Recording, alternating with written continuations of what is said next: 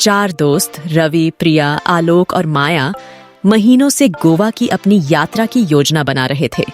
वे धूप का आनंद लेने, रेतीले समुद्र तटों पर नृत्य करने और स्थानीय व्यंजनों का स्वाद लेने के लिए इंतजार नहीं कर सकते थे। उन्होंने गोवा की जीवंत नाइट लाइफ और प्राकृतिक सुंदरता की कहानियां सुनी थीं, लेकिन उन्हें नहीं पता था कि उनकी छुट्टियां एक भयानक मोड़ ले लेंगी।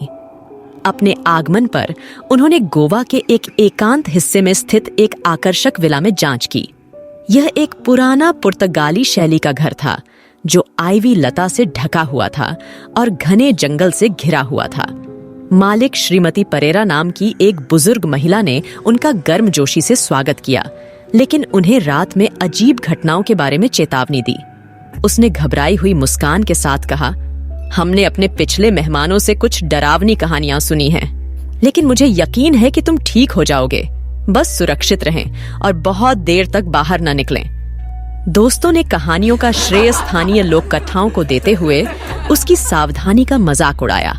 उन्होंने अपने पहले कुछ दिन समुद्र तटों की खोज, जल क्रीड़ाओं को आजमाने और जीवंत रात्रि जीवन का आनंद लेने में बिताए। गोवा में उनकी चौथी रात तक सब कुछ सही लग रहा था। जैसे ही घड़ी आधी रात के करीब पहुंची, उन्होंने रात भर नृत्य और मौज मस्ती के बाद अपने विला में वापस जाने का फैसला किया। अंधेरे में डूबी संकरी घुमावदार सड़कें उन्हें एक भयानक एहसास दे रही थीं। उनके आसपास का जंगल अजीब सी आवाजों से जीवंत हो उठता प्रतीत हो रहा था। आलोक सबसे पहले किसी गड़बड़ी को नोटिस करने वाले व्यक्ति थे। क्या किसी और ने यह सुना? उसने पूछा। उसकी आवाज कांप रही थी। दूसरों ने अपने कानों पर जोर डाला और हवा में हल्की भूतियां फुसफुसाहटें सुनी। उन्होंने अपनी गति तेज कर दी। डर उनके दिलों में घर कर गया। जब वे आखिरकार विला पहुंचे तो उन्हें सामने का दरवाजा खुला हुआ मिला। ऐसा नहीं था कि उन्होंने इसे कैसे छोड़ा था। प्रिया ने बेचैनी को खारिज करने की कोशिश करते हुए कहा, शायद हम इसे लॉक करना भूल गए। वे सावधानी से विला में दाखिल हुए। उनके कदमों की आवाज खाली गलियारे में अजीब तरह से गूंज रही थी। जैसे ही वे लिविंग रूम में पहुंचे, वे भयभीत होकर हाँफने लगे। फर्नीचर उलट दिया गया था, पेंटिंग्स फट गई थीं और कमरे में ठंडी हवा बह गई थी। रवि ने कांपती आवाज में कहा, ऐसा लगता है जैसे किसी ने उस जगह पर तोड़ फोड़ की है। समूह में सबसे अंधविश्वासी माया ने शेल्फ पर बैठी एक भयावह दिखने वाली गुड़िया की ओर इशारा किया।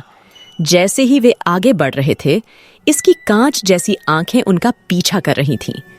गुड़िया की उपस्थिति से उनकी रीढ़ में सिहरन दौड़ गई। समूह के सबसे साहसी आलोक ने आगे जांच करने का फैसला किया। टॉर्च लेकर वह ऊपर चला गया, जबकि अन्य लोग उत्सुकता से नीचे इंतजार कर रहे थे। कुछ मिनट बाद उन्होंने उसकी घबराई हुई चीख सुनी, मैंने कुछ देखा, कुछ अप्राकृतिक। सीढ़ियां उतरते समय आलोक चिल्लाया। उसका चेहरा पीला पड़ गया था और हाथ कांप रहे थे। उन्होंने एक शयन कक्ष के दर्पण में एक छायादार आकृति देखने का वर्णन किया। एक आकृति जो रोशनी चालू करते ही गायब हो गई थी। उनका डर बढ़ गया और उन्होंने तुरंत विला छोड़ने का फैसला किया। लेकिन जैसे ही वे दरवाजे की ओर बढ़े, वह एक गगन भेदी आवाज के साथ बंद हो गया। वे फंस गए। जब उन्होंने दरवाजा खोलने की कोशिश की तो दहशत फैल गई, लेकिन वह नहीं खुला। माया की नजर गुड़िया पर टिकी थी, जो अब एक भयानक रोशनी से चमकती हुई लग रही थी। अचानक वह शेल्फ से उछला और उनकी ओर तेजी से बढ़ा। जैसे ही गुड़िया दीवार से टकराई, वे चिल्लाए और चुप हो गए। अजीब घटनाओं के बारे में श्रीमती परेरा के शब्द उनके दिमाग में भर गए और उन्हें एहसास हुआ कि विला वास्तव में प्रेतबाधित था। भागने के लिए बेताब वे खिड़कियों की ओर भागे, लेकिन वे सभी सीलबंद थीं। तापमान गिर गया और कमरे में घना कोहरा छा गया। धुंध के भीतर भयावह आकृतियां साकार हो गईं। उनकी शोकपूर्ण चीखें पूरे विला में गूंज उठीं। कहीं और जाने के लिए नहीं, वे डर से कांपते हुए एक साथ इकट्ठे हो गए और प्रार्थनाएं करने लगे, जो उन्हें अपने बचपन से बमुश्किल याद थीं। धीरे धीरे वर्णक्रमीय आकृतियां पीछे हट गईं और कोहरा छट गया। जैसे ही सुबह हुई, कमरा सामान्य हो गया। थके हुए और घबराए हुए दोस्त सामने का दरवाजा जबरदस्ती खोलने में कामयाब रहे और विला से भाग गए। वे अपना सामान पीछे छोड़ गए, कभी वापस न लौटने के लिए। उनकी गोवा यात्रा एक बुरे सपने में बदल गई, जो हमेशा के लिए उनकी यादों में अंकित हो गई। उस भयावह रात में उन्हें स्पष्टीकरण से परे कुछ अलौकिक के दायरे से कुछ का सामना करना पड़ा था। गोवा ने उन्हें वह पक्ष दिखाया जिसकी उन्होंने कभी कल्पना भी नहीं की थी, और उस रात का भय उन्हें जीवन भर सताता रहा।